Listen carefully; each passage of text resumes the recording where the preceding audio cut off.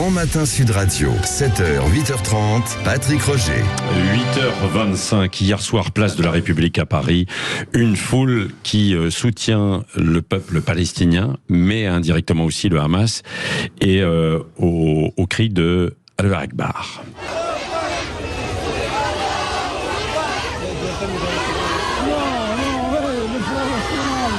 Voilà, donc manifestation de soutien aux Palestiniens.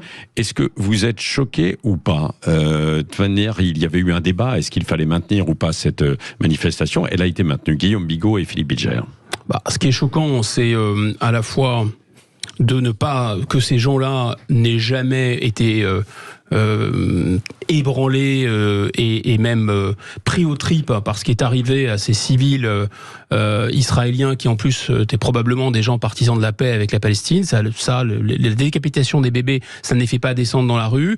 En revanche, des fausses nouvelles du Hamas tendant à expliquer que c'est un hôpital frappé par Israël, là ils sont tous dans la rue, et ils ne sont pas dans la rue au cri de la Palestine ou la cause palestinienne, qui est une cause qui est tout à fait légitime. Non, ils sont dans la rue au nom de Allah ou Akbar. Ça me paraît extrêmement clair.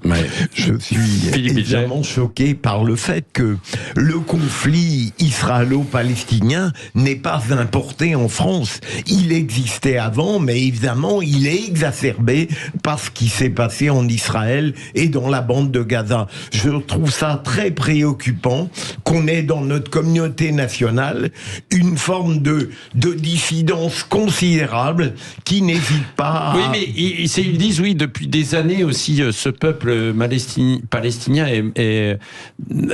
souffre, oui. Quoi, en fait, aussi. C'est vrai, ça. Ils ont raison, sauf que c'est pas l'enjeu du Hamas. L'enjeu du Hamas, c'est de libérer la mosquée Al-Aqsa, c'est-à-dire le troisième lieu saint de l'islam. Leur problématique, elle est religieuse. Ils se contrefichent du sort des Palestiniens, et ils se contrefichent de sortir les colonies israéliennes de Cisjordanie, ce qui est plutôt la cause légitime. Non, eux, ce qu'ils veulent, c'est coloniser jusqu'à Rome. Ils le disent, ils veulent faire flotter le drapeau du prophète à Rome, ils veulent nous coloniser. Donc les gens qui sont place de la République sont des gens qui soit sont partisans de cette colonisation et de cette invasion, soit ils ont soif d'être soumis. Et puis, Patrick, derrière tout ça, il reste que le Hamas et tous ceux qui le soutiennent ont une seule volonté, c'est éradiquer Israël. On peut tourner autour du pot géopolitique, mais c'est ça. Et conquérir au nom de l'islam. Hier soir, Gérald Darmanin a persisté sur les liens entre Karim Benzema et les frères musulmans. On l'écoute. Monsieur Benzema, qui est un très grand footballeur, qui a des millions de personnes qui le suivent sur Internet, je constate qu'il n'a toujours pas fait un tweet pour l'assassinat de ce professeur Arras. Je constate qu'il n'a pas fait de tweet non plus pour les bébés décapités, pour les femmes violées, pour les 1300 massacrés du terroriste islamiste en Israël. Ouais.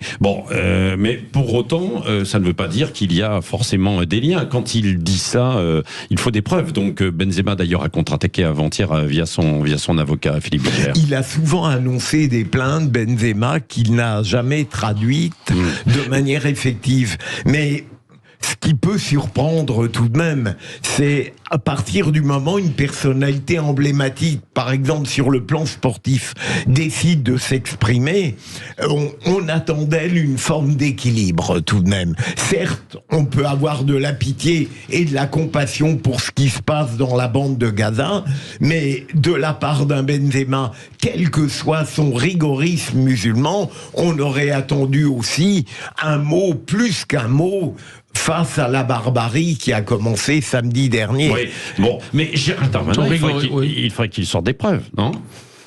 Ça c'est sûr, mais vous savez, Darmanin, une des marques de fabrique de Darmanin, c'est je parle d'abord, je réfléchis ou j'agis après. Par exemple, on va sortir tous les islamistes par la peau des fesses et on va commencer par IQSEM, sauf qu'il était déjà parti, IQSEM. Vous voyez, donc là le problème c'est qu'il fait de la pub pour Benzema, il n'est même pas certain que Benzema soit affilié aux frères musulmans, et encore pire, les frères musulmans sont même pas interdits en France. Merci monsieur Darmanin de faire de la pub pour vos adversaires. Gérald Darmanin qui sera probablement l'invité de Jean-Jacques Bourdin.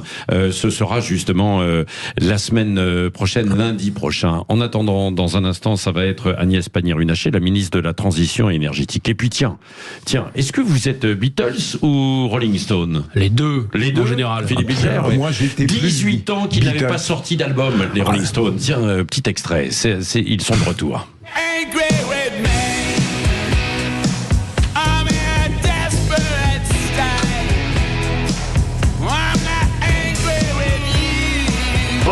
encore, ce sont des Rolling Stones, non? Ah, il y a de beaux Ils sont restes, hein. Attendez, il y a de beaux restes, quoi. Ah, mais j'aimerais ouais. être comme Mick Jagger. Ouais, vous allez bouger danser, comme- vous allez danser, Philippe Bilger, ce Non, week-end sur les j'ai- Stones? J'ai le sens du ridicule, mon Ouais, cher ouais, Patrick, ouais. tout de même. Bon, allez, dans un instant, c'est Agnès Pannier-Runacher, la ministre de la Transition énergétique, avec Jean-Jacques Bourdin. Je crois qu'elle est plus fan des Clash, elle. Hein. Je me souviens d'une photo dans Paris Match où on voyait l'album des Clash derrière dans son bureau.